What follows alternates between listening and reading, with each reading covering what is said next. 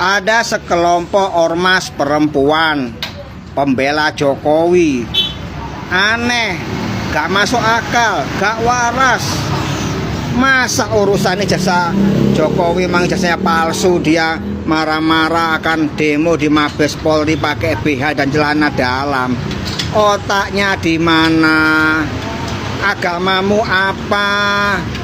Kalau kamu nggak punya agama, pantes.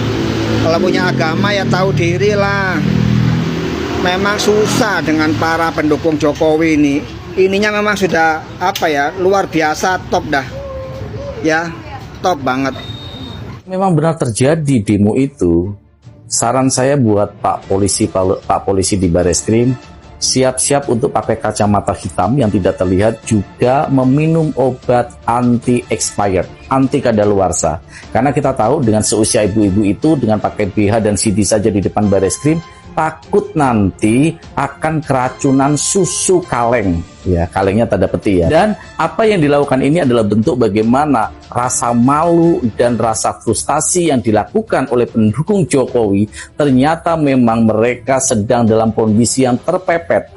Dan setelah melihat video barusan, jujur saya jadi semakin bangga tidak berada dalam barisan mereka. Karena apa? Karena berada di barisan mereka itu jelas-jelas sangat-sangat memalukan. Wes ndelok berita, Bro.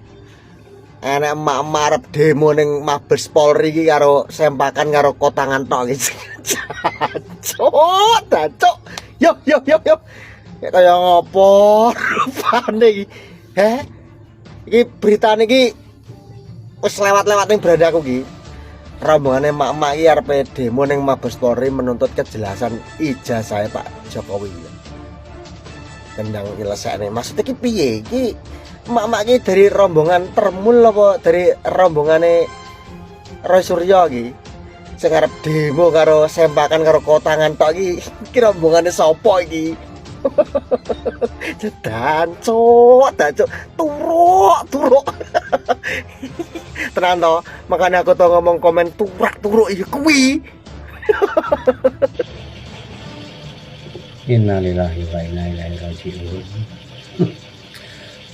Ratusan ibu-ibu janji bakal ke Mabes Polri cuma pakai bra dan celana dalam. Ibu-ibu lain tuh apa nggak miris membaca ini? Saya heran ya. Demi membela seseorang, dia rela akan berbondong-bondong yang bilangnya sebanyak 500 orang memakai, ya, hanya pakai bra dan celana dalam. Ini yang ngomong ini seorang perempuan ya, seorang perempuan yang pasti kita semua tahu ya, bahwa kedudukan istimewa ya, wanita itu adalah mempunyai kedudukan istimewa di sisi Allah Subhanahu wa Ta'ala. Tentu terutama yang mempunyai ketaatan, iman dan kesalehan tinggi serta akhlak yang mulia. Mungkin juga kita tidak bisa meniru seperti Maryam binti Imran, Aisyah binti Mujahid, Fatimah Asyara putri dari Rasulullah SAW, atau Khadijah binti Khuwailid. Namun setidaknya kita seorang wanita, seorang perempuan itu adalah benar-benar dia tuh adalah tempat tholabul ilmi bagi anak-anaknya, adalah tempat pesantren bagi anak-anaknya yang sesungguhnya. Namun apa yang diperbuat sama ibu ini nih, pernyataan ini benar-benar menyakiti seluruh wanita muslimah yang membaca ini nih. Ini benar-benar banyak orang sakit hati membaca ini nih.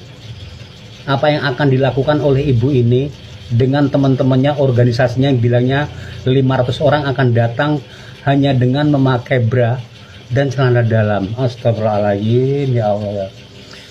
Hanya demi membela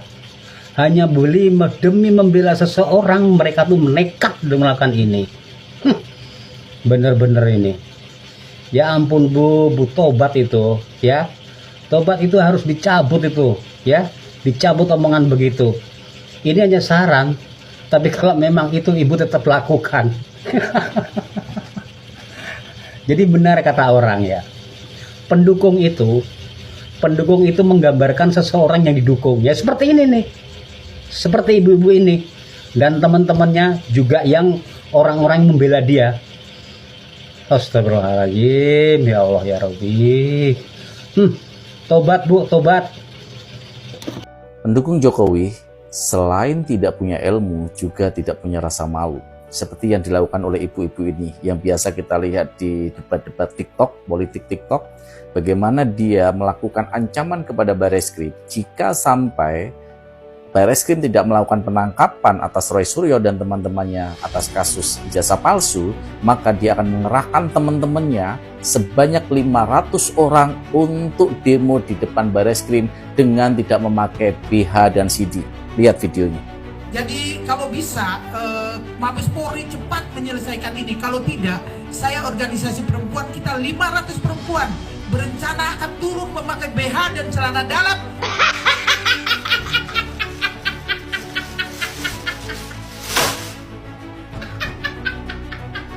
Untuk Mabes Polri, kita marah karena Pak Jokowi tiap hari dibully. Saya sudah merencanakan ini.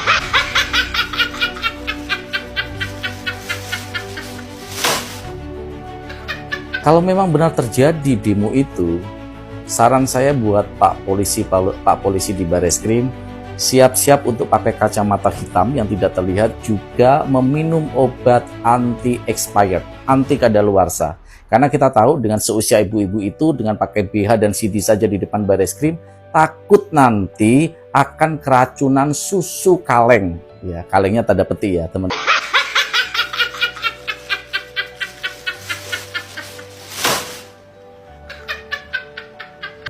Dan apa yang dilakukan ini adalah bentuk bagaimana rasa malu dan rasa frustasi yang dilakukan oleh pendukung Jokowi. Ternyata memang mereka sedang dalam kondisi yang terpepet. Apalagi kemarin Roy Suryo mendapatkan salinan dari ijazah Jokowi yang digunakan untuk melakukan kontestasi Capres di 2019. Simak videonya. Ya, kita terima kasih Pak. Ya. Yang dipakai di tahun 2019. Tadi saya minta yang 2014 tapi masih dicari karena mungkin sudah terlalu lama, kita maklumi aja. Yang penting mereka sudah menunjukkan etikat baik. Yang pertama ini kita tunggukan untuk memberikan yang 2019. Tadi sudah dapat kontaknya Pak ya. Iya. Untuk meminta yang 2014. Karena kita juga harus tahu legis ini sama atau tidak di 2014 dan 2019. Itu Bapak.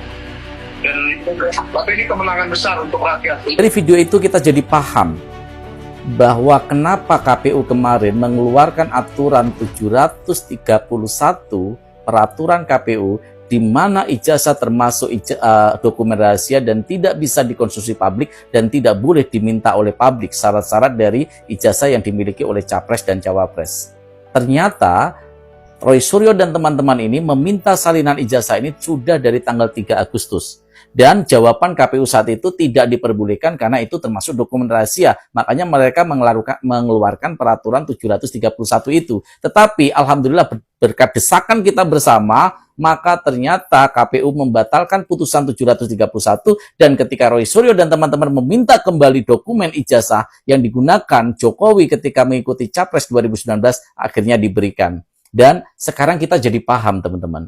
Kenapa Jokowi sekarang seperti ketakutan dan sedang cemas menghadapi sesuatu yang akan terjadi ke depan.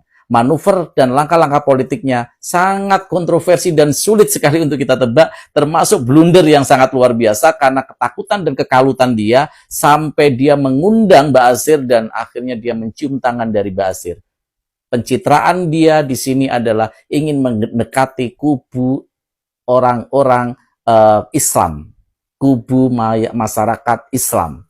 Dia ingin mendapatkan simpati dari mereka setelah selama 10 tahun kita lihat bagaimana permusuhan Jokowi terhadap Islam yang dikatakan garis keras HTI, FPI. Dia bersikap keras tapi ternyata sekarang dia mencoba merangkul. Kenapa? Posisinya sudah sangat terpepet. Teman-teman, terus berjuang, jangan pernah kendor. Mari kita terus suarakan demi bangsa dan negara ini.